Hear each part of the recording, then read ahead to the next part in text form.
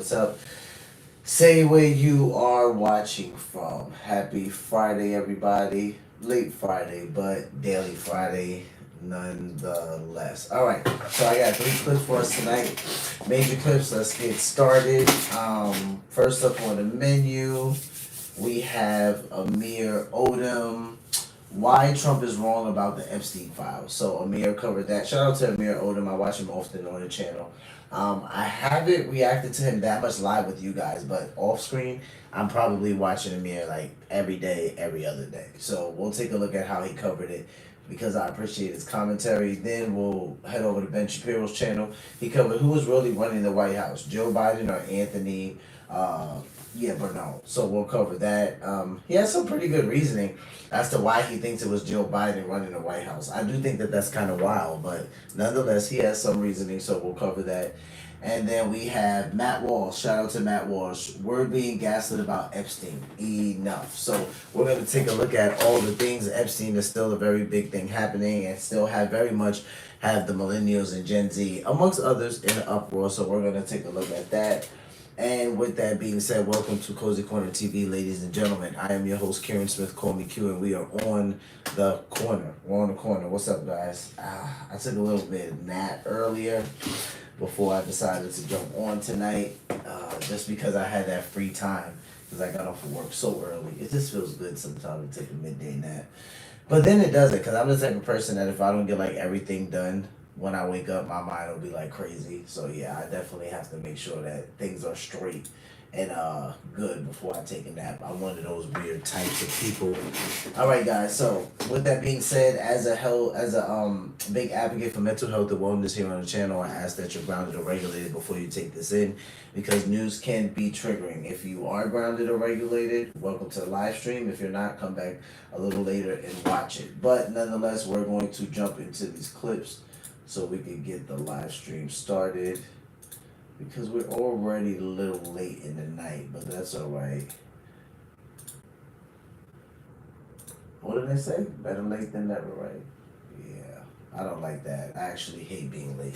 It'll drive me crazy. And that's why I'll tell you guys I'll be on by a certain time. Like, that's the goal. But until we actually lock that in, which I think that'll be in like the next 2 weeks, where that could be a permanent thing, I'm not going to always promise it. I'll always say somewhere in that time range. Believe me, I hate saying that right now. But the worst thing is also me saying every single day at 6 p.m. and then it's like every single day I'm like, yeah, I'm getting on at 10:30. That's horrible. So I just know it's daily. It's going to stay daily. Every day except Sunday anyway, at least for the time being. I think that will change at some point, but it hasn't changed yet. But I do think it'll change at some point. For now, we're 6 days a week, every single day except Sunday. And yeah, honestly, it's just been a joy, been a pleasure. Doesn't really feel like work, so that's what I can appreciate. But I guess the Lord knew I would feel like that. Of course, He did. But with that being said, I enjoy coming on 6 times a week, sitting here watching news with you guys, reacting to news with you guys. The chat's always a fun thing to chill out and do and be with you guys. So, Paul, what's up, Paul? How you doing? Welcome to the live stream. So the 6 days a week I think is useful because news moves fast, right? And initially starting this, that's the way that I was led. So with that being said, just wanted to bring some of that news to you guys. The 6 days a week is not changing as of right now, but it is something in the near future I do see changing. For now, I just want to get back to the point where we're on earlier. But if you guys know anything about analytics, then you already know your analytics could be very weird throughout the week. So usually later in the week, it's best for me to be on later. I personally don't like following the analytics for that reason, because I like a set schedule.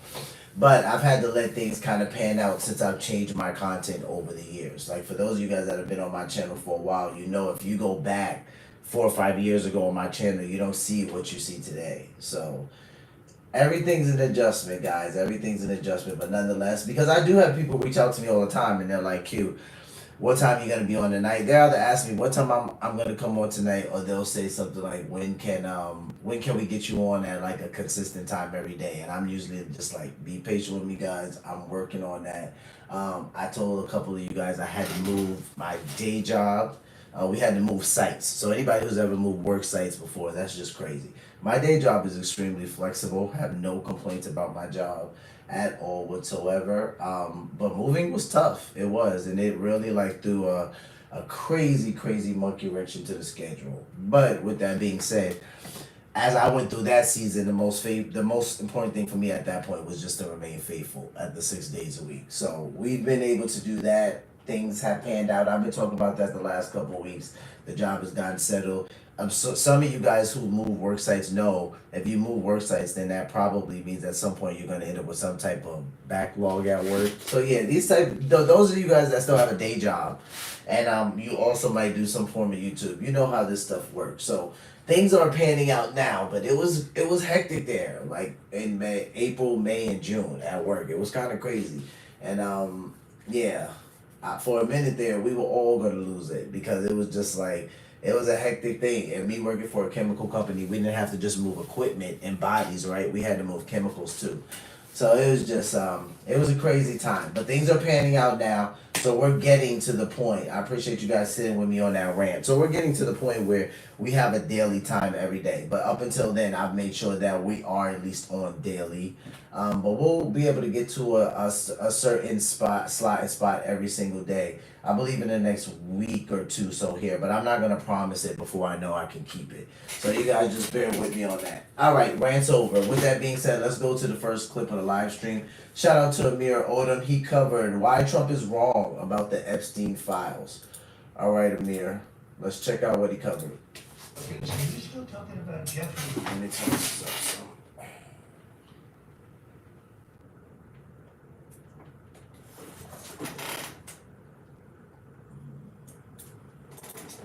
It is a fact that Epstein was charged with multiple.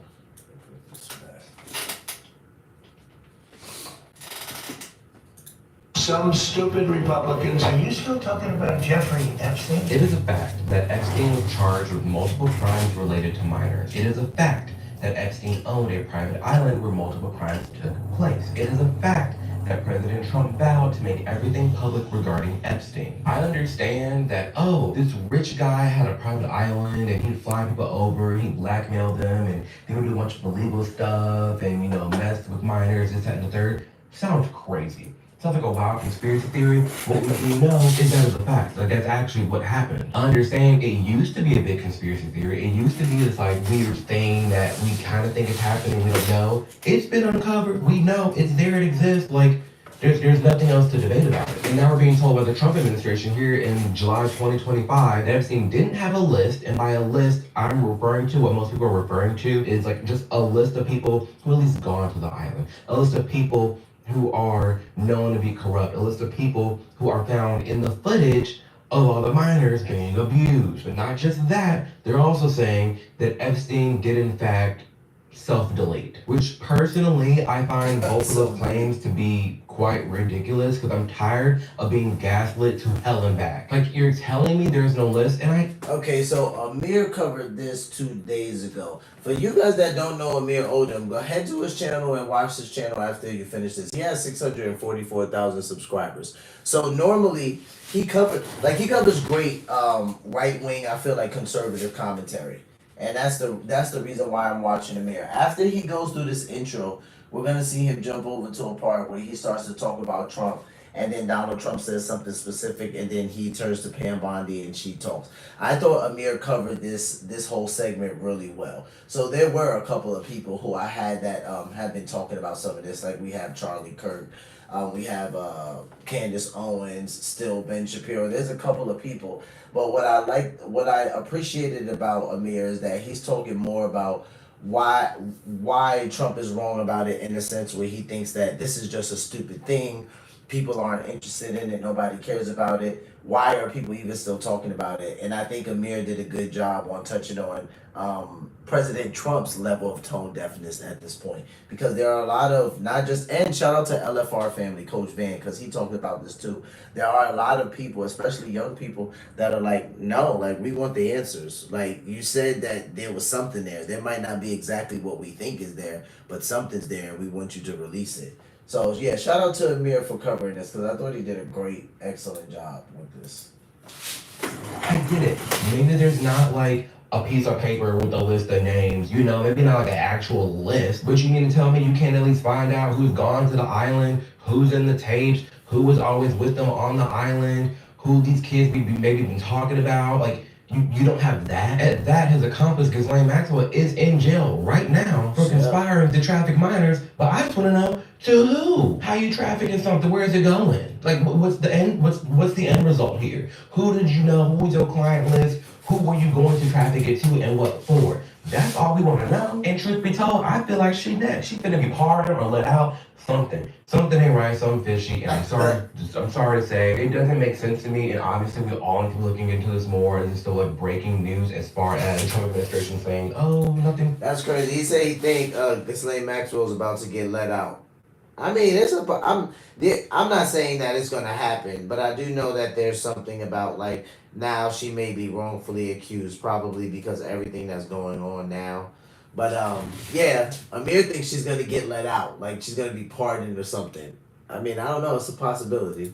Wrong, it's fine. We know it's not. But it's just weird that like you say there's all this footage of minors being abused. You say that this person's literally in jail for trafficking charges, but like to who? Why is it such a difficult question to ask? Why is it such a difficult thing to pull together? At that, yes, there is this conspiracy theory that Epstein didn't, self-delete himself in that jail cell. And that's cool. We can all have these theories. People can say, oh, well, actually, he did actually delete himself. And some people think, no, he was let free or he was, put down. But at the end of the day, the footage that our government just gave us of the jail, that's gonna make somebody a conspiracy theorist at that point. Look at this footage they gave us. It's missing a whole minute.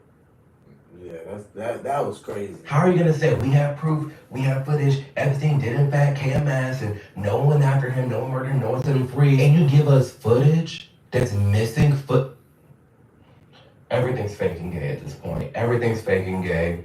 It's dumb. I'm sorry. I want to be more positive, but when it He comes said to everything is the fake and heinous gay. crimes that this man has done, the stories, everything that we've seen, that we've uncovered,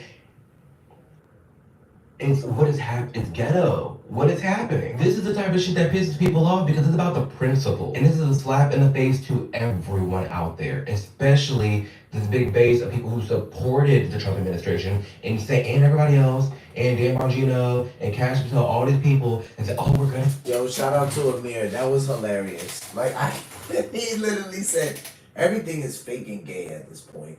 Like, everything is fake and gay. Now, I'm dead.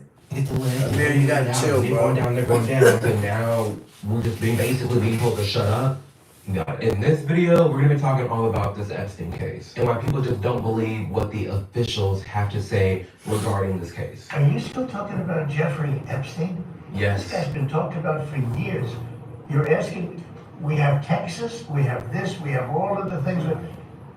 And are people still talking about this guy, this creep? Yes, people are still talking about him because when you ran on that, sir, you said you're gonna get to the bottom of it. You said you're gonna get all these people to tell the truth, this, that, and the third. At that, I understand if all these things going around in Texas with the floods and there's a lot going on in America right now. But it's your admin that put out, all these statements talking about we don't have to worry about Epstein anymore. Oh, That is unbelievable.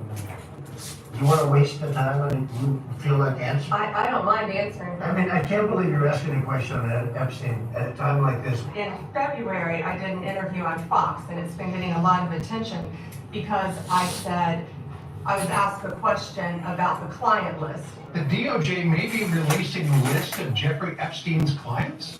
Will that really happen? It's sitting on my desk right now to review. That's been a directive by President. I noticed it the first time I ever watched that interview. Excuse me, guys. I'm yawning. But that interview with right here with Pam Bondi on the White House lawn, and the gentleman says President Trump said he might be releasing the Epstein files. Is that true, dude? I always thought from the very first day I heard that clip that dude sounds mad worried. Like, he literally sounds troubled that the files might even be released. And I remember thinking to myself, does anybody else hear the level of worry in his voice? The question about the client list. The DOJ may be releasing a list of Jeffrey Epstein's clients? Will that really happen? That guy. It's sitting on my desk right now to review. That's been a directive by President Trump. I'm reviewing that. I'm reviewing JFK files, MLK files. That's all in the process of being reviewed, and my response was, it's sitting on my desk to be reviewed, meaning the file along with the JFK, MLK files as well. I'm all about full context and full clips, and I would take her word, and that's maybe what she meant. But she didn't say that off the bat. If someone's asking you explicitly about this Epstein list and you respond with, it's on my desk along with a bunch of other files, how do you think someone's gonna take that? What did you expect? You knew there was no list, like we're being told there's no list. You should have just said, well, actually, there's no Epstein list, like there's no list of clientele, but I am looking into his case about it. You should have said that. As someone who is this high ranking, literally our attorney general here in the United States, think when it comes to topics as sensitive as Epstein, you would be more clear on your words and what exactly is going down and with how you're regarding it. And back to Trump, it's like, yes, people are talking about it because people have been talking about this for years, including you. Would you declassify the Epstein files? Yeah. 1, 2, 3. Yeah, I would. I guess I would. Release the list. Seriously, we need to release the Epstein list. That is an important thing. Will you work with me on this issue so we know who worked with Jeffrey Epstein in building these sex trafficking rings? Absolutely, Senators. Child sex trafficking has no place in the United States of America, and I will do everything, if confirmed as FBI director, to make sure the American public knows the full weight of what happened in the past and how we are going to countermand missing children and exploited children going forward. Apparently, there's nothing to worry about now. So we're hearing all this. We're having these serious conversations. We're talking about this, making jokes. Oh yeah, we need that list out, and we need to go after trafficking, and I'm gonna unseal everything. But now there's nothing. It's just gone. This is why people are upset. This is why people are losing more and more trust within this administration, but also just the feds and our government as it is, because we really thought we were gonna go in there and the truth is gonna be exposed, and it's not. And on one end, I can kind of get, not grace, but I can almost look at it from a different viewpoint of, if it is as bad as we may think it is. Okay, let me give this example. Here's an example about cancer, right? If there was a cure to cancer and it just was a pill, right? Out of nowhere, boom, here's a pill for cancer, it cures everything. Yes, that cure is great, and what we created was amazing, and it's going to save lives, but it is also ending lives, because you're talking about taking out the worldwide business of cancer. Oncology research, all these doctors, specialists, medicines, treatments, you're wiping out so many jobs and money, it's not even funny. So it would cause a lot of damage, and in something like this Epstein case, I was gonna say in another world, if it is true that all these public officials and everyone that's in charge and all these corporation CEOs, this, that, and the third, they're all compromised and they're all bad, they're all part of this big old ring, and we take them all down at once, just dismantle the whole system, and it might be crazy, but that might need to happen. Who has Jeffrey Epstein's Black Book? Black Book? FBI. Oh boy. But who? That is Well, there's that's under direct control of the director of the FBI. Just like the manifesto from the Nashville school shooting Yes. of the Catholic schools. Yeah. We still haven't seen that, right? So that means Cash would have it, It's right? not the Nashville police. Because that's or who he PD is saying now. They don't want this out. The FBI airmailed into that operation and said, this is not getting out. Because they do that because this is another government gangster operation. All these local law enforcement communities get funding from the DOJ and FBI for Right. local programs. And if you don't cooperate, you're not getting your $1 million for this, and you're not getting that's a lot of money in these local districts. That's how they play the game. You know, it's the same thing with Epstein's list. It's like, what the hell are these Republicans doing? Oh, I saw you. Give out. I saw you make news this morning about that. I Shout gotta out get to to Benny that. Johnson. You say that the FBI has Epstein's list. They're sitting on it. That doesn't seem like something you should do. You're protecting the world's foremost predator. That seems like an evil thing to do, regardless of who may be embarrassed in the release of that list. Why is the FBI protecting the greatest pederast, the largest scale pederast in human history? Simple, because of who's on that list. You don't think that Bill Gates is lobbying Congress night and day to? Now this is Cash talking before But he's now you're the FBI person director. saying there is no list. You wonder why people are like really angry and going crazy. Like I get it from, again, if I'm just playing devil's advocate here, you outside the club and you look in the window, you're like, they got the list, they got the list. Now you in the club, you're in charge, now you in the club, and you're like, oh wait, there's actually no list. And now you're telling us that there's no list, but like, why were you so convicted on there actually being a list? It's not even that you have to be convicted, it's just common sense. Of course there's a list somewhere, of course there's like, there's data, there's something out there that at least says, hey, these people spent this amount of time on this island.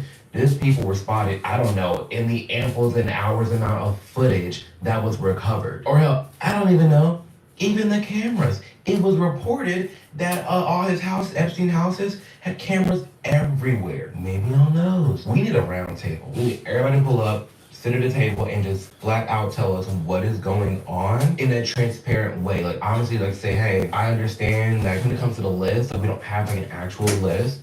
And it's really hard to pin down this, and this because of this, and this. Like, just be transparent about it. You can't just flat out say, and there's no list. Oh, actually, here's footage that's missing footage. It does not make any sense. And apparently, things aren't even making sense within the FBI itself. Because right we see here, Deputy FBI Director Dan Bongino has told people he is considering resigning amid Epstein files fallout. And as I'm even filming this video, apparently, Cash Patel is feeling the same way. There's something going. It's something in cahoots, you guys. It's getting crazy. And it honestly wouldn't have to be this crazy if everybody just flat out said what it is and what's going on. And one thing is clear, whether you're on the left, center, or right, it doesn't matter. This is a nonpartisan issue. It is a deal to get this man down and figure out who was working with him, who was doing what, and just literally get to the bottom of it. I'm telling you guys now, in the midst, this year has already been, Trump's only been in office for 6 months. It's been insane. If you want to get your news from the same place I get my news, do know it is ground news. You can tap the link below or scan the QR code here on the screen to get involved. The main thing that I love about ground news is you're always being able to see what the left, center, and right is saying clear as day. When you go on their homepage, there's no advertisers because no one's swaying their position and let's actually, all these ads, they want to be on liberal stuff or they want to be on central stuff. No, it is user funded. And see, there's so much going on. Ground news is solid, y'all. Check that out if you get a chance. Alright, this is the 8-inch. Shout out to Amir. You get daily briefings, forensic analysis, finds out DH with the Epstein death video was edited.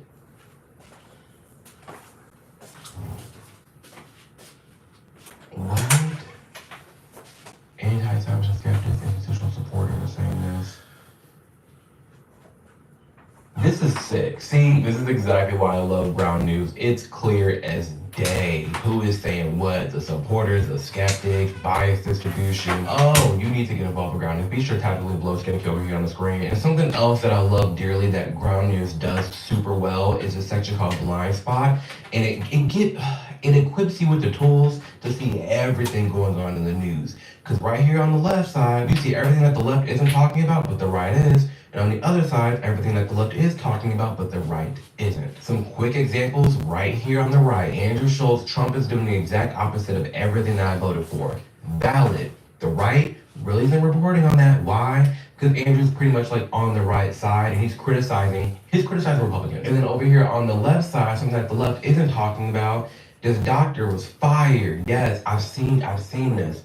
After backlash over posts mocking the flood victims. It was a left-wing doctor mocking the people that are dying in the floods. The right's talking about it a lot, but the left isn't, because the left isn't going to highlight how deranged some of these people are. So again, you guys, in this media landscape, it is so important to stay grounded and get your news from a trusted spot. And the main place, and the only place that I really trust is ground news, because it's giving you everything, all the sources, all the sides, and everything that you need. So be sure to tap the link below, scan the QR code here on the screen to get involved. And do know they're giving you 40% off the Vantage plan, which is the one that I use that unlocks all the cool features that we've gone through in this video. People can continue to speculate as much as they want. And I think there's still open questions here regarding how did Epstein make his money?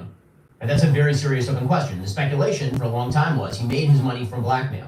But the DOJ and the FBI, again, run by people like Dan Bongino and Cash Patel and Pam Bondi are telling you, I'm not telling you, they're telling you, people who are members of the Trump administration, people you elected and put into these positions to get you the truth on this matter, are telling you that he didn't, in fact, he was not murdered, he did not keep a client list, and He did not blackmail powerful figures.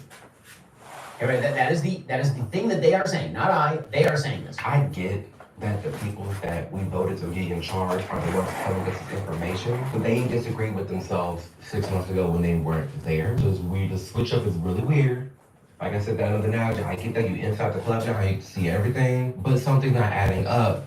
When one, the blackmail thing, we know from various sources, various past workers, that his houses were riddled with cameras, for one.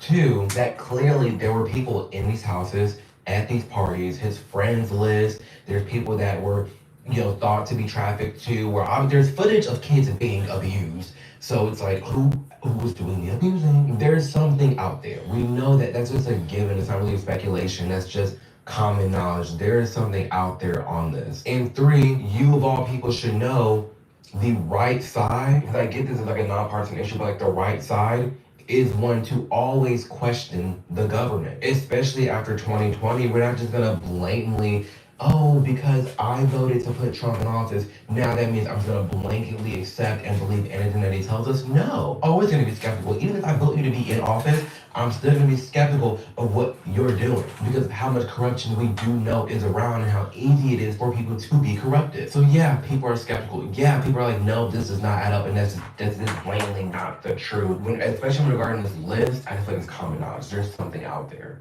I'm not trying to sound deranged or crazy or loony, but it's like, if you're charging somebody for trafficking, who are they trafficking to? You at least know his closest friends and who was on the island at least. If you're willing to throw that over and claim they're lying, then I'd like to see you present your evidence that they are in fact lying. Because I know Dan. I don't think that Dan Bongino is lying to me. I know Kash Patel a little bit. I don't think Kash Patel is lying to me. I don't think these people are lying to me. Which means that if somebody else continues to claim that they're lying, they ought to provide their evidence at this point.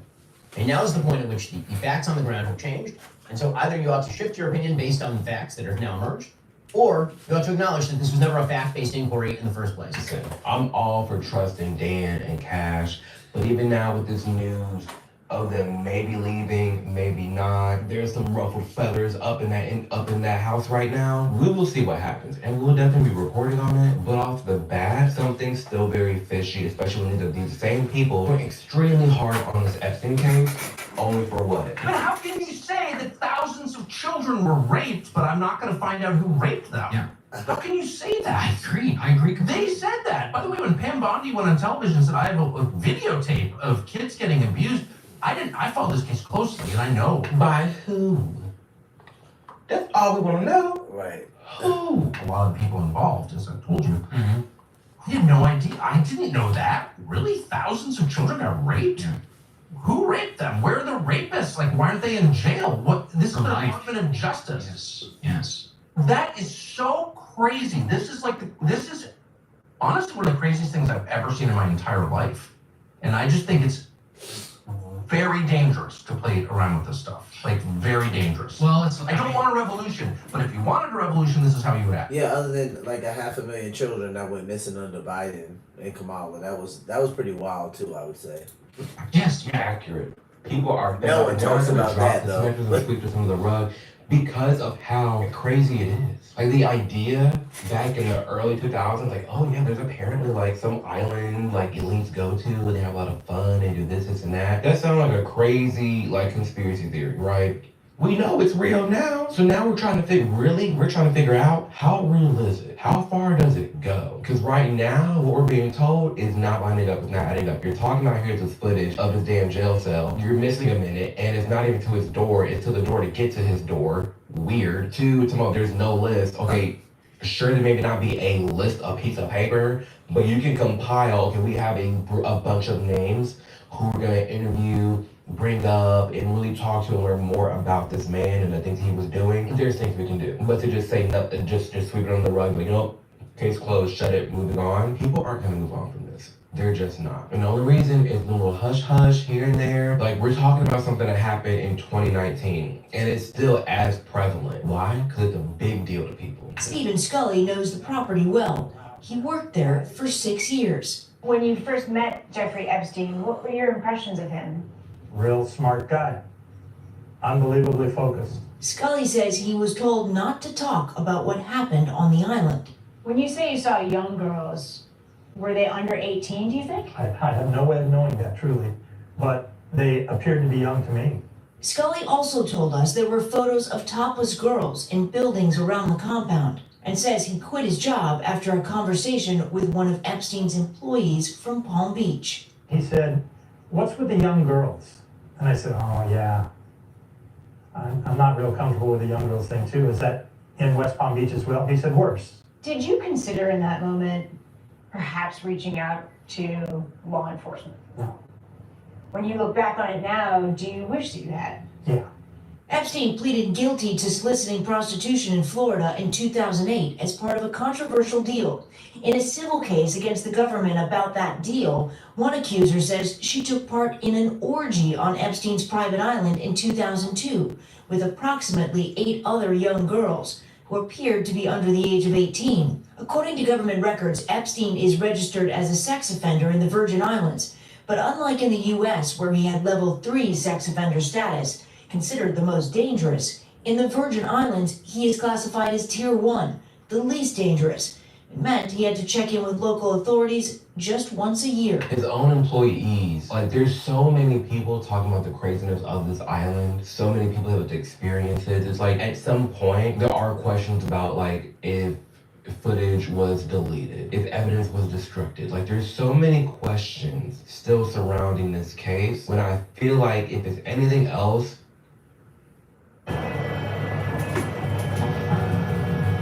That's crazy.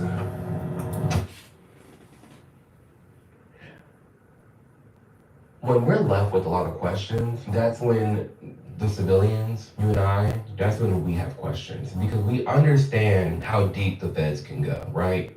And it's just so convenient that when it comes to, you know, the person that tries to assassinate Trump, stuff like Epstein, and when you tie it back to like a government agency, it gets a little weird and fishy. We don't know what, this, that, and the third. Like anything else happens, oh, we know everything about them. We know immediately what happened, case closed, this, and that. We have all this information. But when it comes to the sketchy stuff and the stuff that makes us go, all of a sudden, y'all don't got the information. Y'all can't work your magic. Listen, I'm just keeping it real. Were people surprised out here when they heard about his arrest in New York? I don't know if surprised would be the right word. Maybe happy that it finally happened.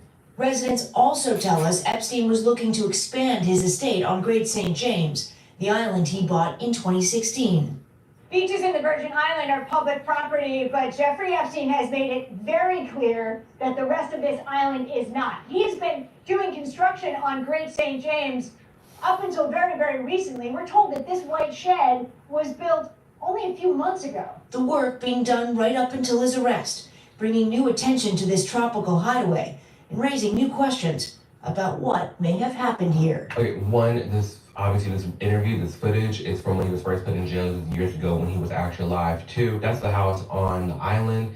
And what you see here is you see that little driveway going down, you see the house on top, you see a retaining wall, you see a house underneath. There's a basement. You see one story on top. There's clearly a basement there, right? I'm just trying to show a different perspective.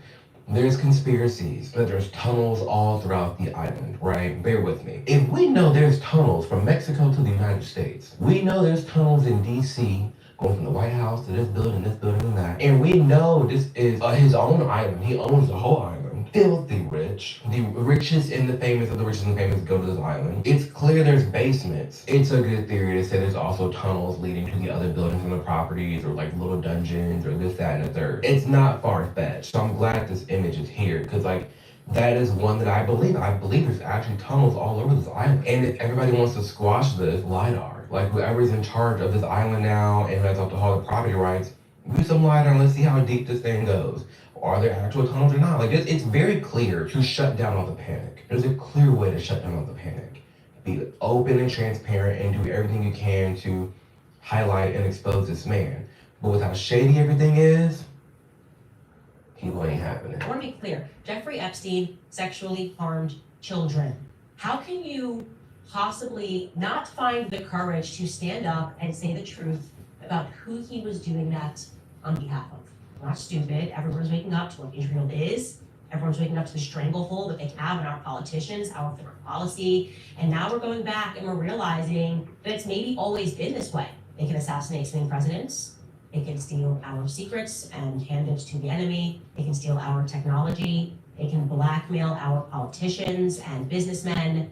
They can protect those who rape our children. They can murder Palestinian children. They can steal land. They can blackmail sitting presidents. They did Clinton.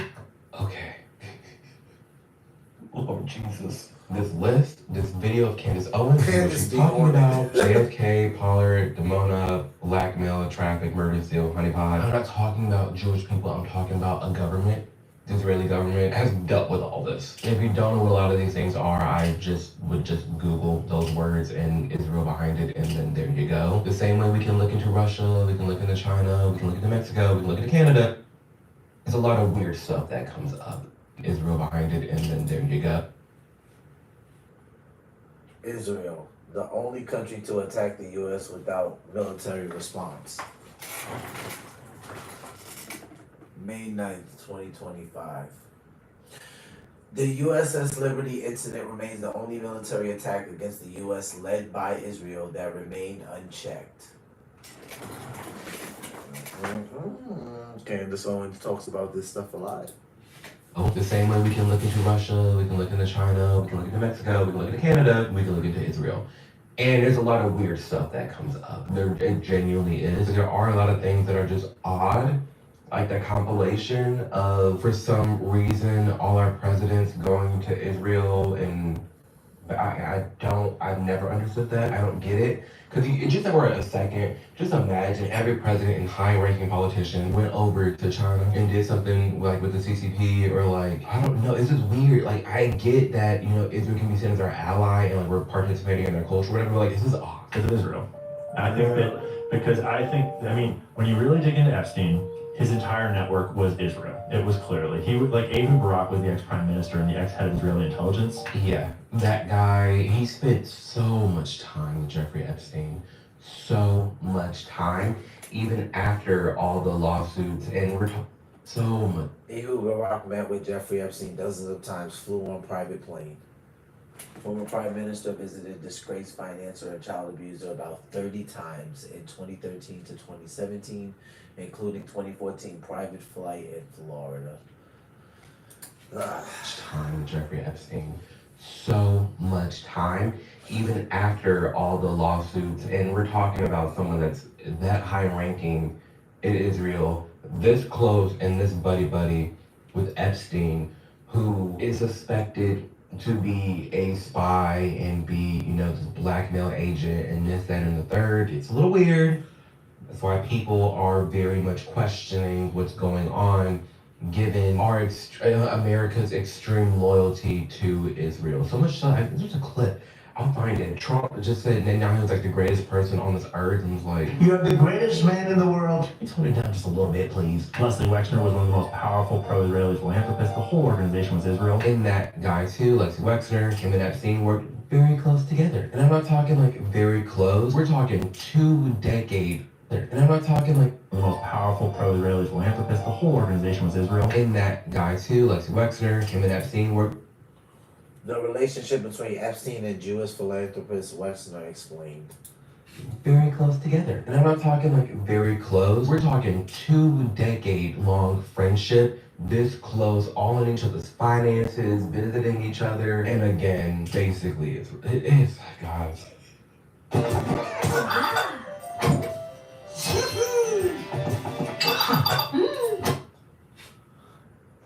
It gets into some touchy territory. I'm gonna let this video finish, but this is just a glimpse. And again, basically, it is. 1983, the Wexner Foundation founded.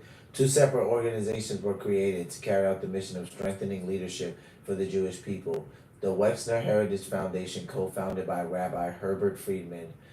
I was founded to strengthen volunteer leaders in the North American Jewish community. The Wexner Foundation, co-founded by Rabbi Maurice Corson, was created for emerging professional Jewish leaders in North America and mid-career public officials in Israel. The Foundation's 3 original leadership initiatives emerged as a new model for serious leadership training in Jewish life and in Israel. Guys, it gets into some touchy territory. I'm gonna let this video finish, but this is just a glimpse into why some people are not only very much fishy about what's going on with Epstein, but also why some people are calling Epstein a spy for Israel because of just the weird and very close ties to the government. Again. All right, guys, I'm gonna stop it right there. You guys head over to Amir's channel and watch the rest of that video so you can give him his due views. It's titled "Why Trump is Wrong About the Epstein Files." Shout out to Amir Oderman. I think he covered that well. Made a lot of great points. I was super excited to see that he included Candace Owens in some of his clips. Amir is pretty conservative. At least he has a lot of conservative leaning commentary. So that's why I said I've been watching him for some time. I think he does great with things like this, so you guys can head over to his channel and finish it. I mean, he makes a good point. You know, I want to say, like, with time, this is gonna just fade to the back, and eventually people aren't paying attention to it or asking too many questions about it. But I don't know. You know, he says, like, people aren't gonna drop it because this is one of the main things that Trump ran on, and you know, the American people want to know. Okay, dare I say, it's turning into a mandate. The American people want to know, and I'm not gonna say that. Who made this point? I think it was Coach Van on LFR where he said that like a lot of the times people would ask Trump about releasing the Epstein files, and he would say, you know, yeah, like kind of like he would oblige to it, you know. Yeah, there is some truth to that, right? And there are some times where, you know, he says things like, yeah, we're gonna get the files released, we're gonna get the truth out, you know, we have to. Now, this is me just watching him on his campaign trail, right? So, yeah, he kind of alluded both ways, you know. But nonetheless, when you have the AG saying that it's on my desk, you know, and she's clarifying, you know, meaning the case files with the JFK and the MLK, it's like, oh, okay, well, that's sus, because you could have just said that the very first time, like 6 months ago. So why now is that the clarification that we're getting? Okay. So yeah, Coach Van, I thought he covered this great when he talked about, like, you know, if you're like 30 and up, you know, you're carrying the wisdom at this point, and a lot of the younger people, they aren't gonna let this go. And that's when at that point, that's when we need to be talking to them. But you have plenty of people who are 30 and up, and they're like, no, like, I want to know the truth. I want to know if there's a list, if there are files, whose names are in it. So I think this is a very subjective thing depending on the person. You know, some people are taking a stance like Ben Shapiro, and they're like, listen, like, if you think your government's lying to you, well, then you can believe your government's lying to you. And then at some point, the people that you are believing over your government, they ought to put out some facts, right? Like, they ought to defend what they're saying, because you have the AG, the president, the vice president, the secretary of defense. You have people saying that, hey, there's nothing to see here. There's nothing more to see here. So if you choose to not believe them, but believe some type of conspiracy theory, which is what it would be until some facts were presented, right? That's pretty much Ben Shapiro's stance. And then you have the Candace Owens and the Megyn Kellys who are just like, no, like, AG Pam Bondi said she had it. Where did it go? Like, somebody's lying. The math is not mathing. So we'll continue to follow the Epstein files chaos. All right, guys, we're gonna switch gears and go over to Ben Shapiro. Shout out to Ben Shapiro, who he covered who was really running the White House, Joe Biden or Anthony Bernal. So let's take a look at this. He makes some great points here, by the way.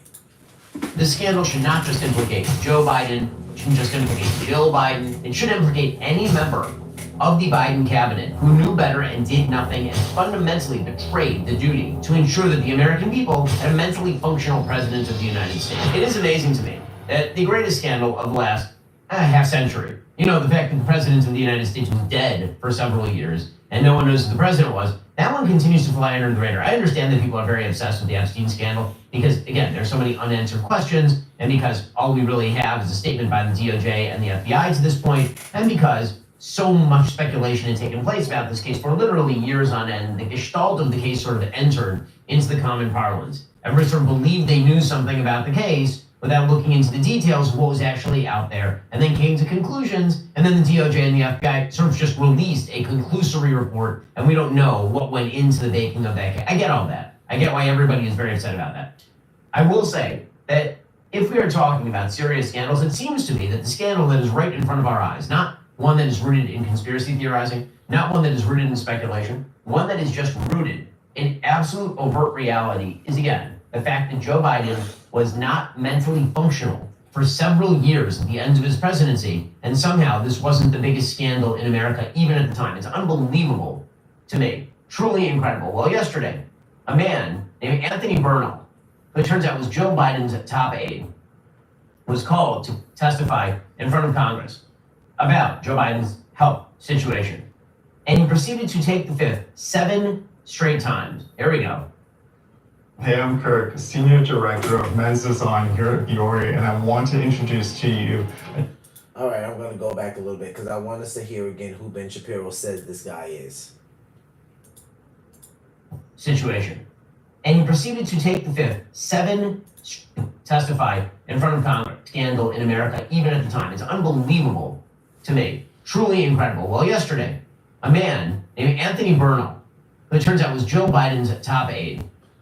All right, so Anthony Bernal, this is why this is very important, and that's why I stopped that, because you might just hear the name top aide, keep going, and everything rush by. This is Joe Biden's top aide, right? So he's very close to him. He's very close to him and his wife. He's probably always around them, if not within arm's reach, or within, let's just say a short yell's distance, right? It is important that Ben is mentioning this guy because it is so, the only word I have for it is just disgusting. Because for him to be the top aide to the President of the United States and take the fifth 7 to 8 different times, I was like, you see, this is the stuff that I don't appreciate about this is the stuff I don't appreciate about the government. 7 to 8 times, the top aide of the President of the United States. Now, we are entitled to plead the fifth in the United States. Like, we have that right? We have the right. But 7 to 8 times in a court of law, like, are you being honest or are you kidding me right now? 7 to 8 different times, the top aide to the President of the United States. Royal Garden, shout out to you, homie. Shout out to you. Happy Friday. Welcome back. I could say happy Saturday now because I know it's past midnight, but shout out to you. Thanks for stopping by again. So yeah, guys, this is extremely important for us to pay attention to. Like I said, we have the right in the United States to plead the fifth, but for the top aide to the President of the United States to do it 7 to 8 times, I'm just saying it's a little suspect. And it's unbelievable to me. Truly incredible. Well, yesterday, a man named Anthony Bernal, who it turns out was Joe Biden's top aide, was called to testify in front of Congress about Joe Biden's health situation. And he proceeded to take the fifth 7 straight times. Here we go. Mr. Bernal, did you ever advise President Joe Biden to pardon his son, Hunter Biden? On the advice of counsel, I respectfully decline to answer the question pursuant to my Fifth Amendment rights under the Constitution. Mr. Bernal, was President Joe Biden fit to exercise the duties of the president? On the advice of counsel, I respectfully decline to answer the question. Mr. Bernal, please be very clear. Are you declining to answer the question put to you solely on the ground that you believe the answer will incriminate you? On the advice of counsel, I respectfully decline to answer the question pursuant to my Fifth Amendment rights under the Constitution. Did any unelected official or family member of President Joe Biden execute the duties of the presidency? On the advice of counsel, I respectfully decline to answer the question. Mr. Bernal, did President... Dude, how hard is it to say no to that question?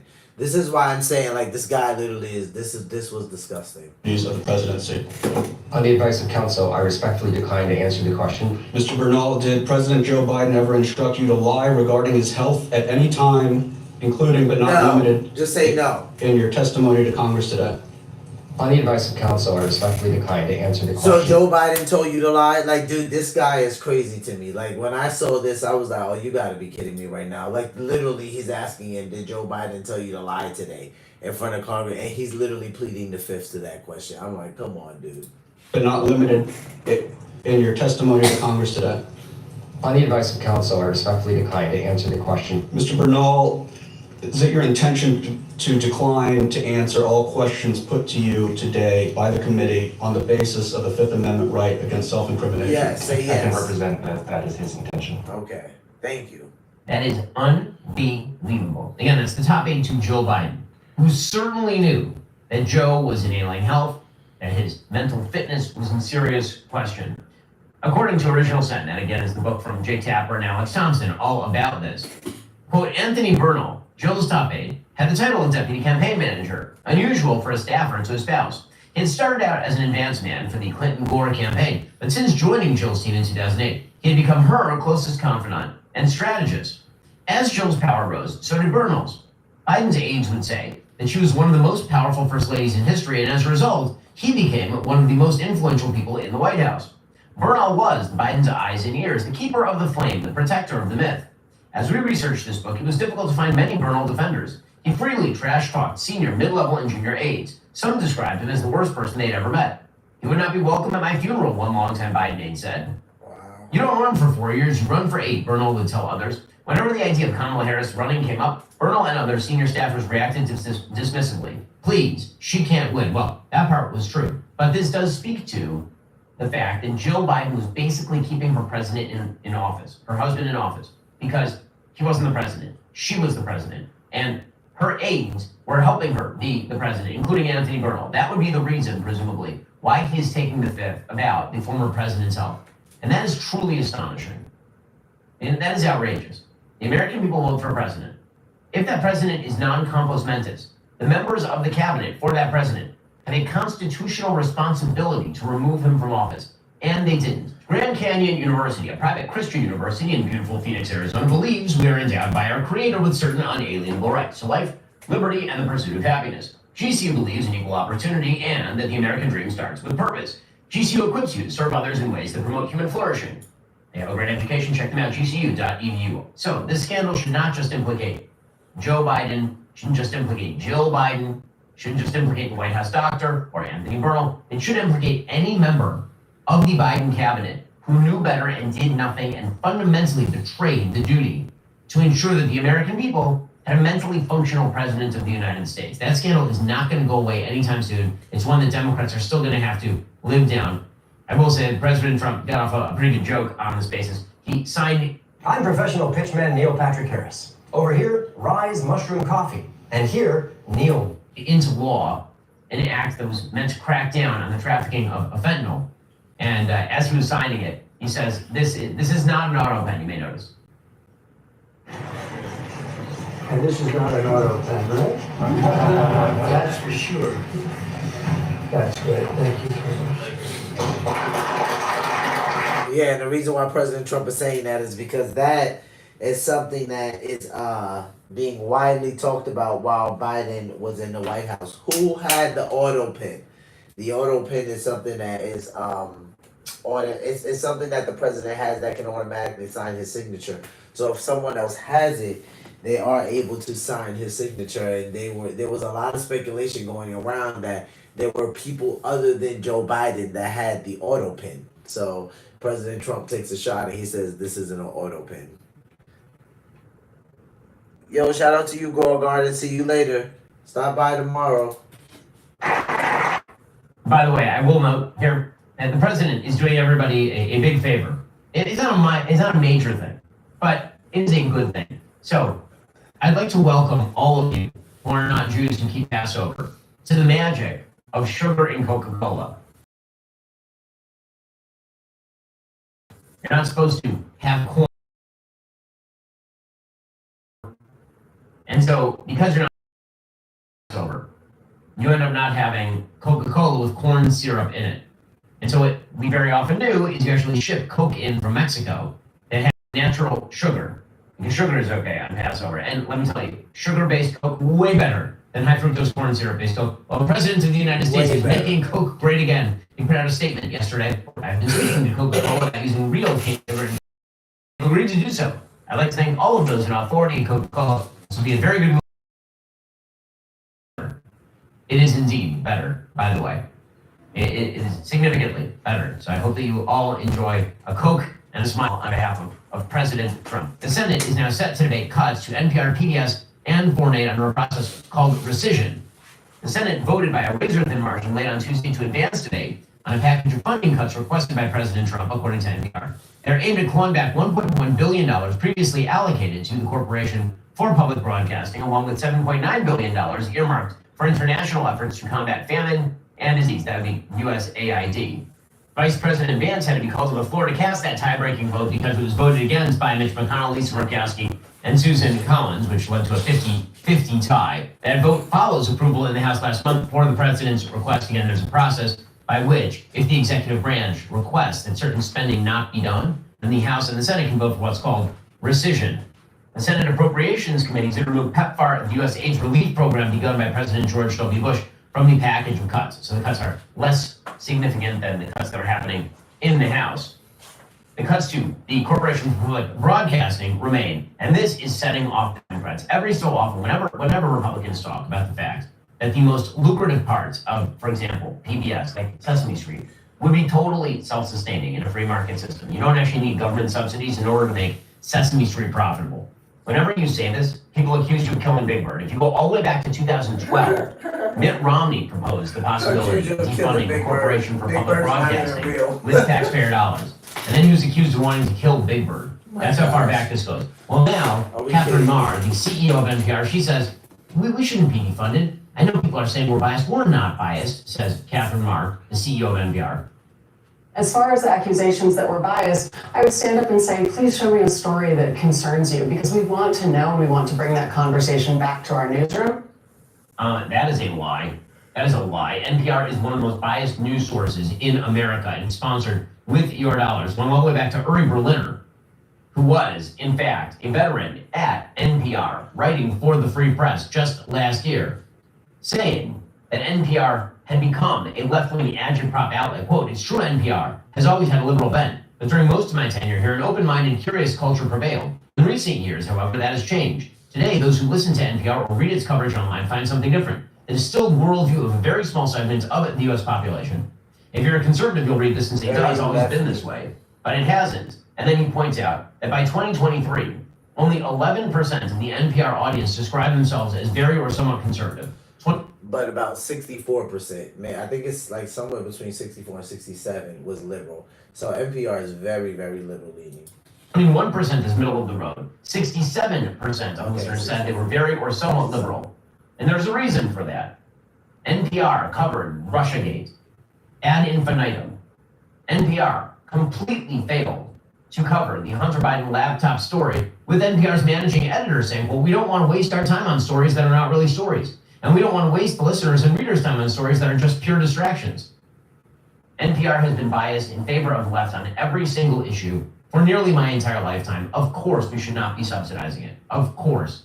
You can get your news from a wide variety of sources. We here at the Daily Wire are a private funded source. That's what we are. Your subscriber dollars, advertiser dollars, that's what makes us happen over here. We don't rely on the taxpayer in order to prop up our worldview. And yet, here is Chuck Schumer suggesting that cuts to public broadcasting are now a matter of life and death. We're back to everything Trump does, everything Republicans do is going to get people killed. It is so tiresome and so boring. And these cuts to local stations couldn't happen at a worse time, with floods and natural disasters front of mind. When a flood happens, when a tornado touches down, when a hurricane makes landfall, people need immediate up-to-date alerts to stay safe. And sometimes, all too often, public broadcasting is the only way for people to hear what's going on. It's a matter of life and death. That's not true, Yeah, I'm sorry, it's absurd. It's absurd. Yeah, You're really it's telling me not there's true. no way to get information outside of public broadcasting? In what world is Chuck Schumer living? Truly. That is ridiculous. Ridiculous. But that is what Democrats are now relegated to saying about basic cuts that most Americans support. Well, that's all for now, folks. Don't forget to like, subscribe, and comment your thoughts down below. Be sure to Shout check out out to Ben all of Shapiro. It's true. The Democrats always tend to lean that way, right? It's a life or death situation. It's first of all, Chucky Schumer, we can get news. We can get news from somewhere other than public broadcasting. Come on. This is why Ben Shapiro says, in what world is Chuck Schumer living in, where he thinks all we can get, the only place we can get public broadcasting from is from the only place we can get live media is from public broadcasting. This is the kind of stuff that makes me frustrated about the left a little bit, right? Because that's not a life and death situation. At this point in time, we already know there's plenty of places we can get that from. It's a little bit frustrating. It is, because I've been saying this probably I want to say one day post-election, if the Democrats don't straighten up, if the Democrats don't turn around, if we don't see a 180, there's no way they're taking 2028, right? I personally like a bipartisan deal, right? I like the fact that we can vote for more than one party, but the Democrats are grossly concerning to me right now, grossly. So we're gonna switch gears, guys, and we're gonna go actually over to Matt Walsh. Shout out to Matt Walsh. We're being gaslit about Epstein. Enough. So Matt Walsh covered this. Yeah, he says enough, man. He can see that it's gaslighting. Like, what's going on here, right? So you got a fairly good amount of conservatives that are like, no, this is gaslighting. You said one thing, now this is happening. We want to know what changed, what's going on, what happened, where did everything go? So we're gonna take a look at how Matt Walsh covered this. Let's listen.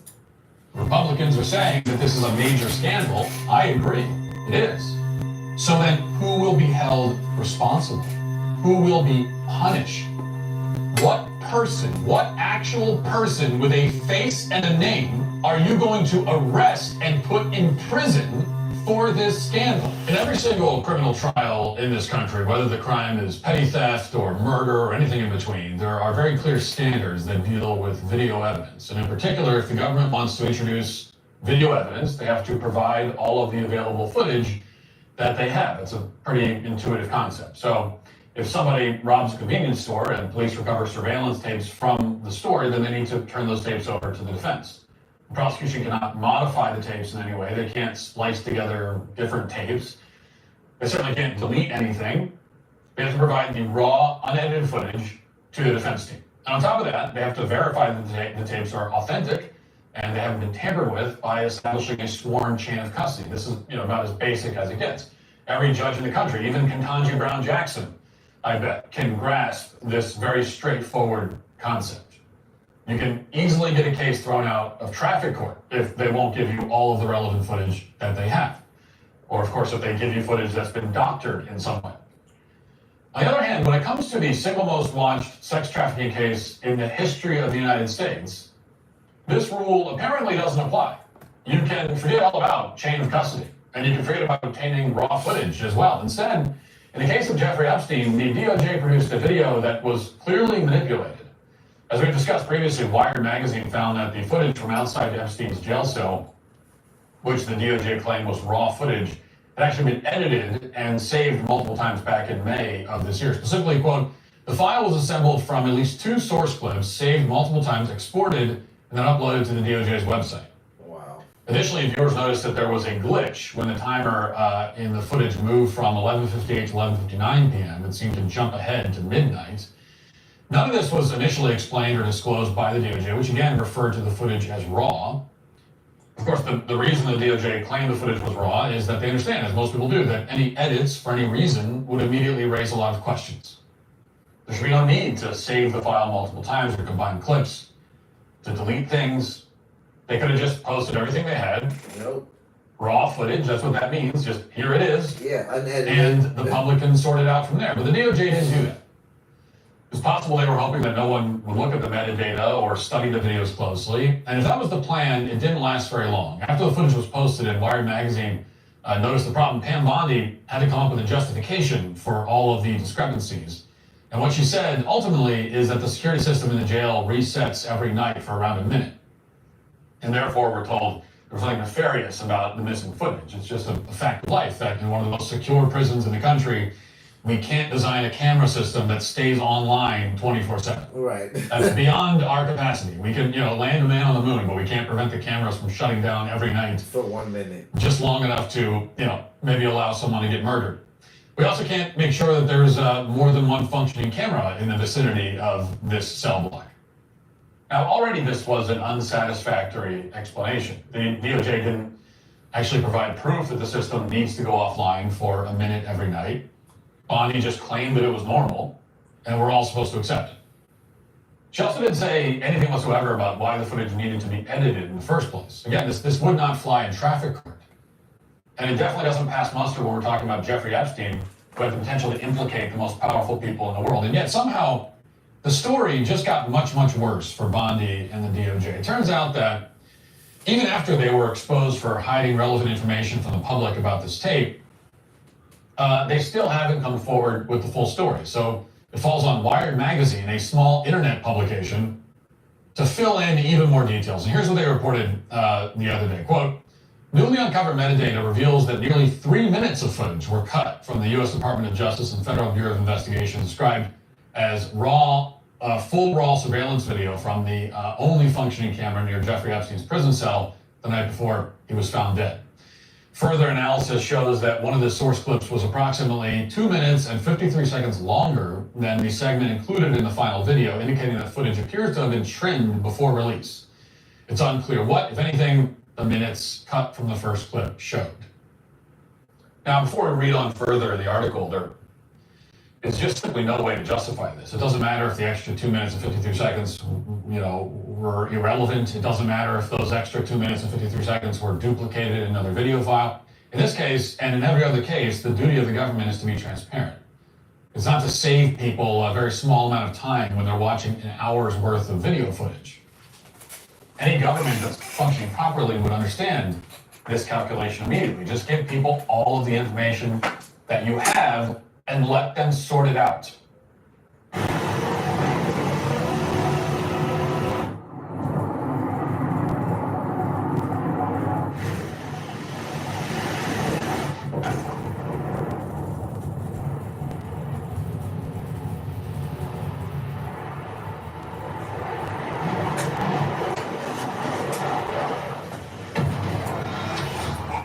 The article continues, quote, the nearly 3-minute discrepancy may be related to the widely reported 1-minute gap between 11:58 and 58 seconds p.m. and 12 a.m. that Attorney General Pam Bondi has attributed to a nightly system reset. The metadata confirms that the first video file, which showed footage from August 9th, 2019, continued for several minutes beyond what appears in the final version of the video. It was trimmed to the 11:58 p.m. Mark right before the jump to midnight. The cut to the first clip doesn't necessarily mean that there is additional time unaccounted for. The second clip picks up at midnight, which suggests the two would overlap. Nor does it prove that the video, that the missing minute was cut from the video. Close quote. In other words, we can't say definitively what's in the 3 minutes of footage that were cut. It's possible there's nothing of interest, but there's one way the government could provide some more clarity. They could simply dump all the files on the DOJ's website without any editing whatsoever. No trimming, no editing, no Trump nothing. administration can come up with a coherent How about justification that? for why this hasn't been done. They also can't explain why they haven't released phase 2 of the Epstein files, which was originally planned, or the truckload of documents that Pam Bondi said the DOJ had recovered in the last few months from the Southern District of New York.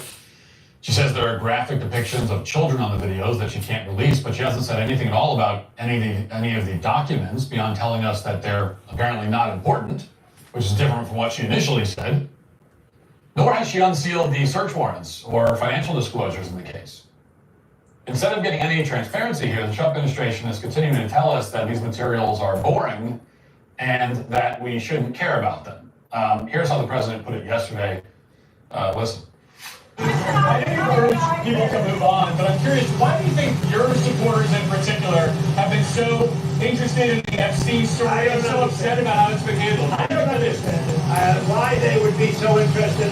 He's dead for a long time. He was never a big factor in terms of life. I don't understand what the interest or what the fascination is. I really don't. And the credible information's been given. Don't forget, we went through years of the Mueller witch hunt and all of the different things, the Steele dossier, which was all fake. All that information was fake. But I don't understand why the Jeffrey Epstein case would be of interest to anybody. It's pretty boring stuff. It's sordid, but it's boring. And I don't understand why it keeps going. I think really only pretty bad people, including fake news, want to keep something like that going. But credible information, let them give it. Anything that's credible, I would say, let them have it. Now, and by the way, just this morning, he lashed out again on Truth Social, attacking anyone who's still asking about Epstein as weaklings and saying that he doesn't want their support anymore. He's trolling. I know some people are annoyed at me for harping on this and criticizing the president, who in many other ways is doing a fantastic job. But I happen to believe that bringing sex predators to justice is extremely important. And I just can't accept being blatantly gaslit by people in power, even if they're people that I otherwise support. In fact, especially if they're people I otherwise support. So I must say that this answer from Trump is just simply awful. First, there's the personal attacks on anyone who asks questions, saying that they're bad people. Thank you for It's always a being winning honest. argument. If you want to convince millions of skeptical people that their leaders are lying to them. I'm literally just gonna run that back because I can appreciate Matt Walsh's honesty. Now you can like the guy or not, but this was pretty honest when he says like President Trump's answer here was just flat out bad. Like it just was, right? Like I don't know why people are interested in it. President Trump, people are interested in it because you talked about it. That's why we were already interested in it. But because you talked about it and you said you would have the files released, you have people even more interested in it. So I just thought it was so honest of Matt to say that, because as a conservative and as someone might say, oh well, Matt Walsh is a MAGA conservative, right? He's a MAGA Republican. So what? President Trump is up for being criticized just like anyone else. He's like flat out here, his answer's just bad. Like it's just a bad answer. As the president, who in many other ways is doing a fantastic job. But I happen to believe that bringing sex predators to justice is extremely important. And I just can't accept being blatantly gaslit by people in power, even if they're people that I otherwise support. In fact, especially if they're people I otherwise support. So I must say that this answer from Trump is just simply awful. First, there's the personal attacks on anyone who asks questions, saying that they're bad people. It's always a winning argument. If you want to convince millions of skeptical people that their leaders are lying to them about their behavior, then the best approach is to mock them. Works every time. You know, and in general, screaming at people to stop talking about something is, and I know this is the way that I work, like the number one way to guarantee that I keep talking about something is to yell at me to stop talking about it. Pretty much. I want to take a second and do something a little different. Rather than read you an ad, I want to tell you a true story because it says everything you need to know about Good Ranchers. Recently, my producer Sean and I were grilling some steaks and we started talking about how going out to steakhouses isn't the same experience after having Good Ranchers. Sean told me he tried to eat at one of his old favorites recently. Couldn't even finish the steak, so it was borderline inedible.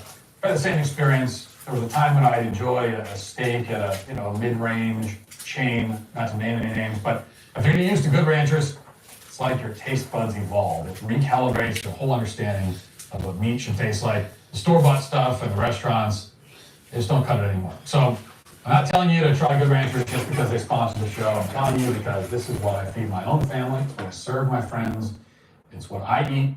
And I don't eat garbage anymore anyway. Good Ranchers, American meat delivered. And then there's the implication that the Epstein files are boring. Well, in that case, release everything, bore us to death. Yeah, that's subjective. Then go ahead. Then the story's over and everyone can go on with their lives. The 9/11 report was something like 600 pages. Parts of that document were boring. Almost nobody actually read the entire thing, but it was still very important that the 9/11 report was written. It's extremely confusing, to put it mildly, to see the President of the United States take the opposite position. He says he doesn't understand why people care about Jeffrey Epstein, as if that's some kind of moral failing on our part. Guess what? Why would anyone care about some of the most powerful people on the planet spending time on a sex trafficker's private island? Who could possibly be concerned about the possibility that a cabal of pedophiles and perverts are running entire countries and major corporations?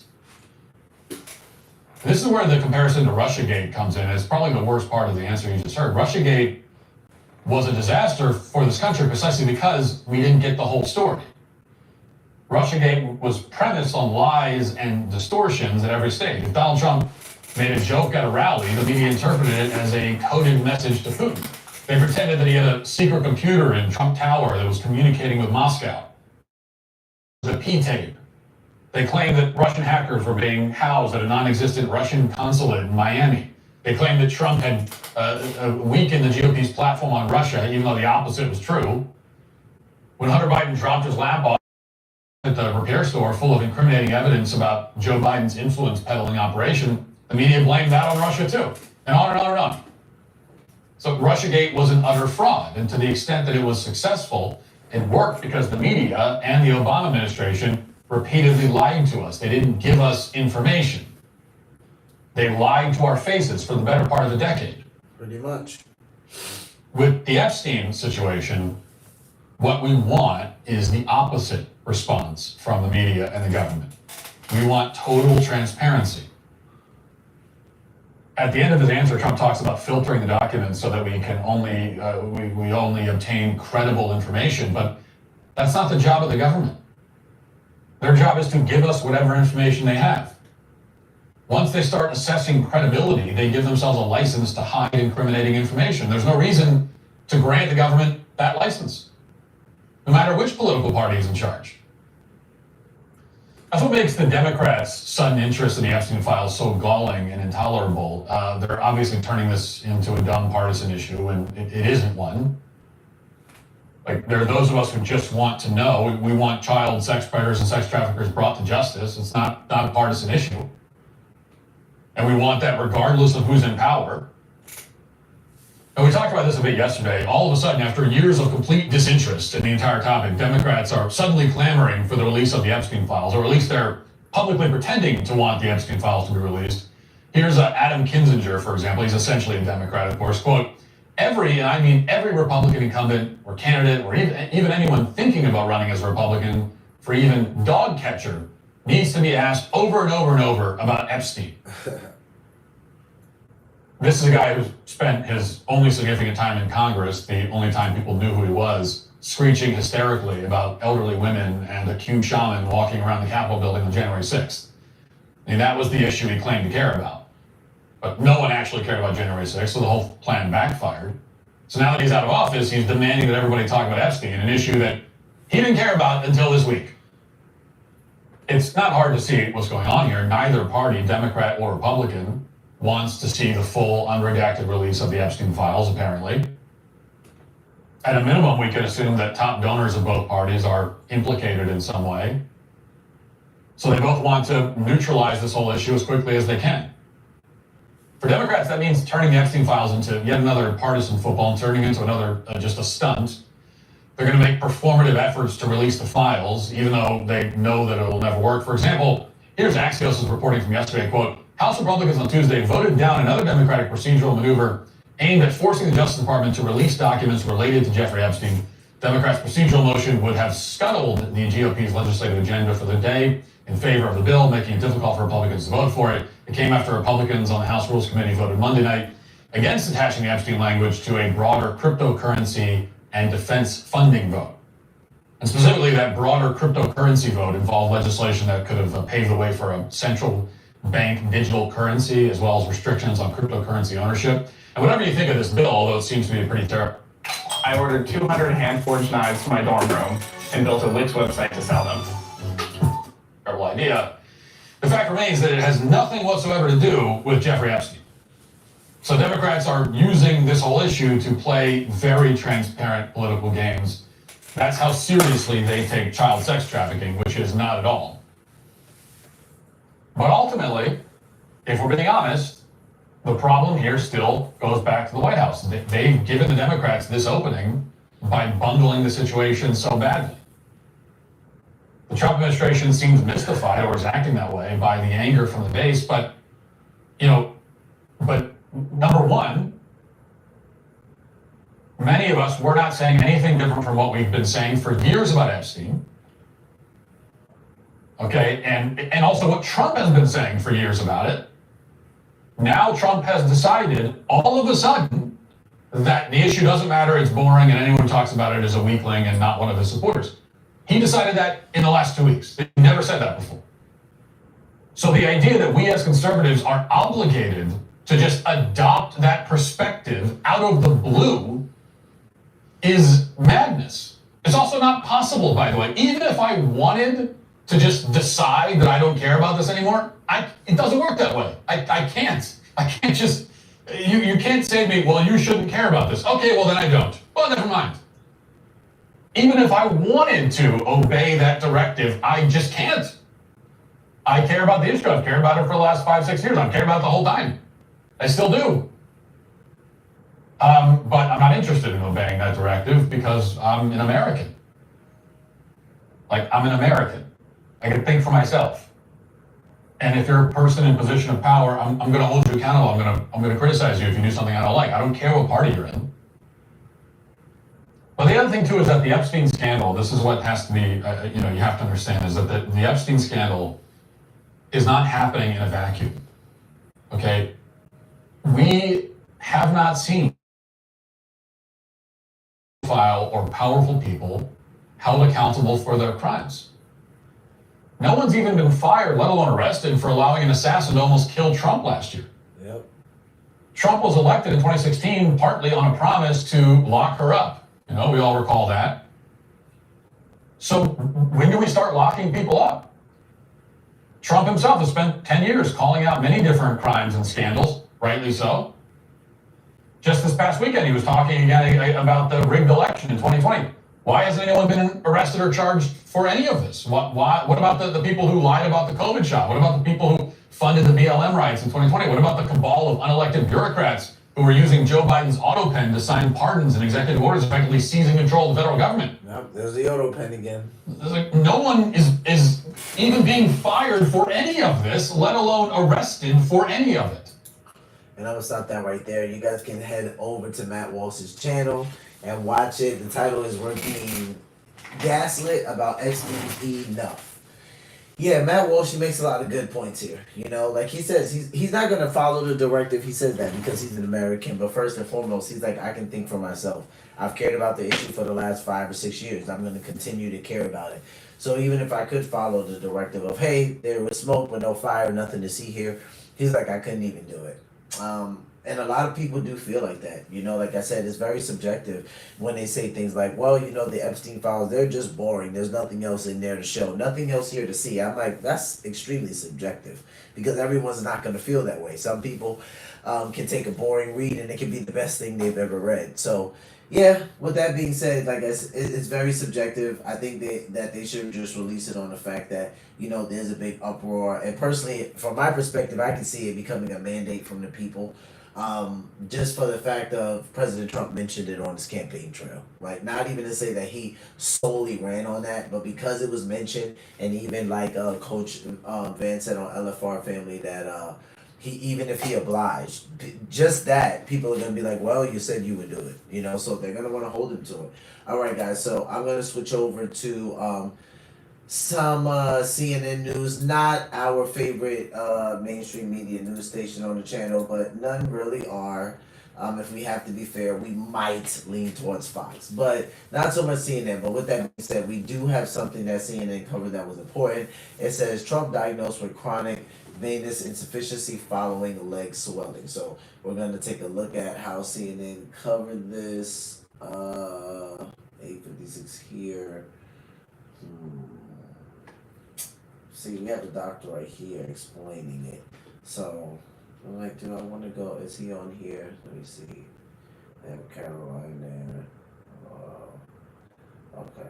Let's see what they talk about here. If I don't like this coverage too much, then we'll jump over to the doctor. So let's take a listen. We've been listening to the White House press briefing there, hit a number of topics, most notably, or among the notable topics, we heard about the president's medical condition, with the White House press secretary there saying that he was evaluated by the White House medical unit after questions and after the president noticed some swelling in his legs, and they said in an effort of transparency that the tests were performed. I want you to just listen to the sound here.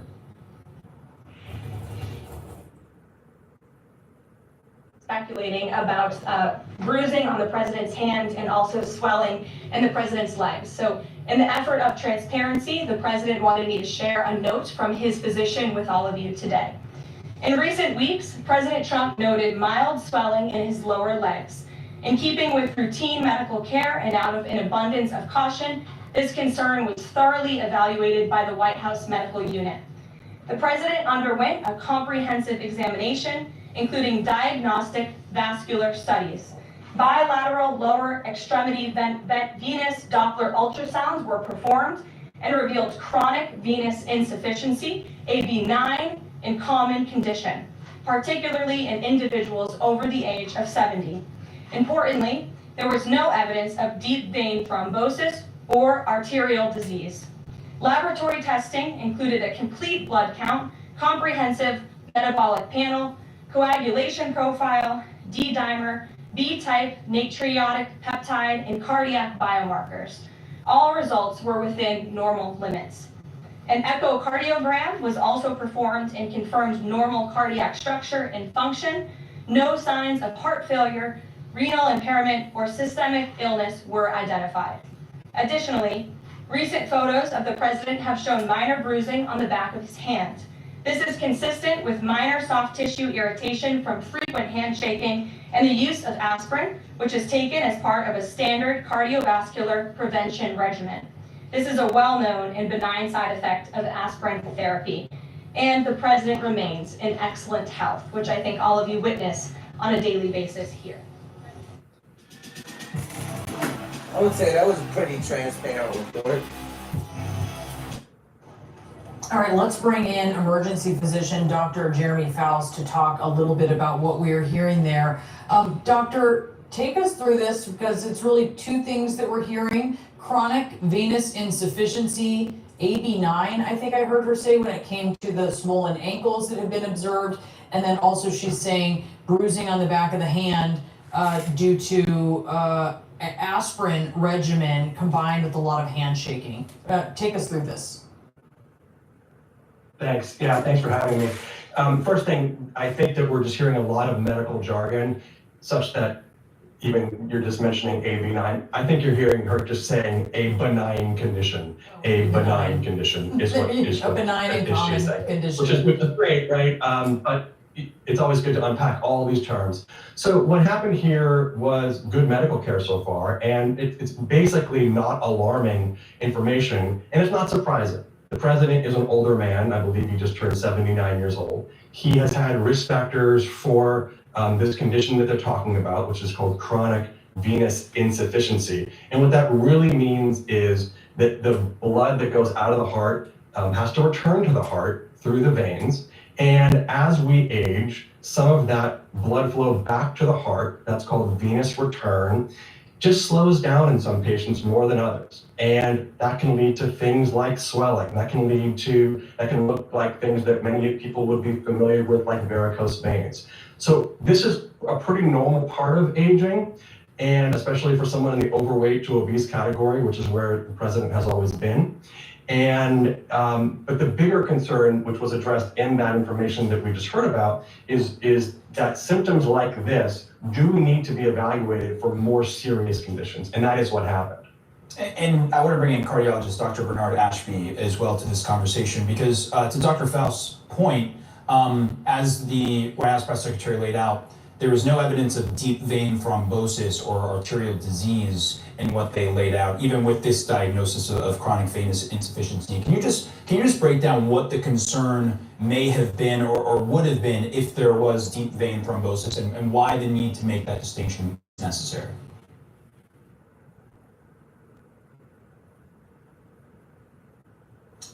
We might be having some audio issues, but Dr. Faust, can if you're still on the line, can I just pose that same question to you, just about the deep vein thrombosis and why that distinction is necessary?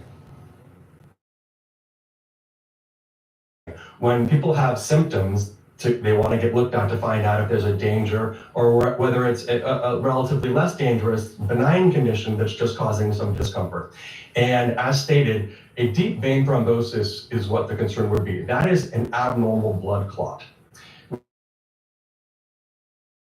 Balance between how thick and thin it should be, and we have amazing bodies that keep our blood in a really narrow range of how thin or thick it should be for our own safety. Too thin, you bleed too much. Too thick, you make clots, which blocks off blood supply to vital organs. And so when you have, if your blood is a little too thick or a little too slow in terms of getting back to the heart, which is this condition that the president does have, these blood clots can start to accumulate in places where they're not supposed to or get too large to be safe.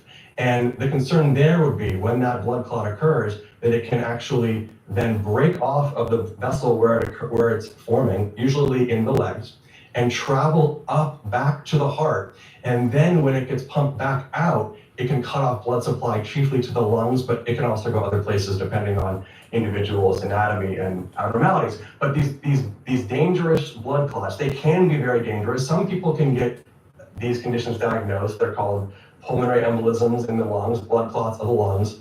And they can be benign and they can be treated, but some of them can be life-threatening. So it's an amazing spectrum of illness that we diagnose in ERs, where people have these blood clots, and the treatment can really vary from blood thinners by mouth or IV, but in serious life-threatening cases, some of these blood clots need to be removed actually in medical procedures, or we need to give medications that break those clots apart. So it's a spectrum of disease that can go from mild to life-threatening, and that is why the president was evaluated, to see if he had that condition, a blood clot, and fortunately he did not.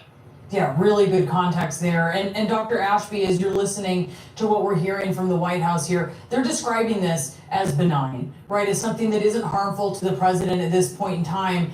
But let's take a look at his lifestyle, because he obviously has a very demanding travel schedule at times. We know that can certainly cause risk factors to circulation. There is his age. There is his history of quite a lot of golf, but he doesn't have a history of really intensive cardiovascular activity. How do all of these things work together, and what kind of treatment or management might a doctor be looking at over time for someone of this age who is traveling a lot and sitting a lot? 1, 2, 3. Yeah, so it appears that the White House physicians were also concerned about more than meets the eye, meaning that they did a number of tests that I overheard you say, or the edit say earlier. He had an echocardiogram, a BNP, which is a brain natriuretic peptide, and lower extremity ultrasounds. So essentially, they were covering all their bases, meaning that they were screening him for heart failure, which is a common cause of lower extremity swelling. In addition to that, they were concerned with increased pressure in his heart, so they did an echocardiogram and a BNP, and if those were abnormal, then you would be concerned with heart failure. Looking at the president's lower extremities or his legs, he had bilateral swelling, so it's less likely that's related to a clot in the vein and more likely related to things like heart failure, kidney failure, which are things that they alluded to and said that that was not the case. Now taking a step back, looking at the entire case, the president is obese. He is older, and I don't know if he has hypertension, but that's very likely or very common in his age group, particularly with his body habitus. So when you do have a condition like lower extremity swelling, bilateral, and a diagnosis of venous insufficiency, the question is it intrinsic to the veins, meaning does the venous insufficiency that he has, is it related to bad valves, or is it related to increased pressure coming from the heart? And those can be related to things like weight, also things like sleep apnea, which he fits the prerequisite for, meaning that he's a big guy, he's obese, and more likely to have sleep apnea, which is a condition where you stop breathing at night. And that can also increase the pressure in the lungs, which can then cause a backflow into the body, and it can be, or what you saw in the picture. So again, even though he's diagnosed with a benign condition, venous insufficiency by itself doesn't necessarily mean it's benign. The question is what's causing the venous insufficiency. And so I would want to know whether or not he has any evidence of, again, increased pressures in the heart or increased pressures in the lungs, which can be contributing to that. And if so, what is the primary cause of that? Is it sleep apnea? Is it heart failure? But again, this is all speculation. But I wouldn't take the benign diagnosis on his face. I would want to work him up a little bit more to figure out exactly why he has venous insufficiency. And the White House said they would send through some more details from what was announced in the press conference. So we'll look for a lot of the details that you just gave us a good heads up to look for. That's why we bring in a cardiologist. Dr. Ashby and Dr. Faust, thank you both for being with us. Yeah. All right. So with that being said, everybody is different, right? But prayers up for our president. You guys need to be praying for your president. anything happens to the president, God forbid, we know that the vice president steps up. That's the way the chain of command works. But with that being said, he seems to be in good health thus far. You know, they had to cover all their bases, which they should. Like I said, I thought White House Press Secretary Caroline Leavitt was extremely transparent. At certain points, I was like, wow, they're actually giving out that much information, like all his workup, every single thing.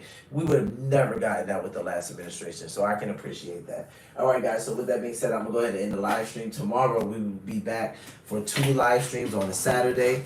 So first one's going to be earlier in the day. I'm aiming for around 1300. Second one, I'm aiming for around 1800. So that's 1 p.m., 6 p.m. So with that being said, I will see you guys tomorrow. Take care of yourselves. Take care of one another. Love yourselves. Love one another. Be peaceful. Peace.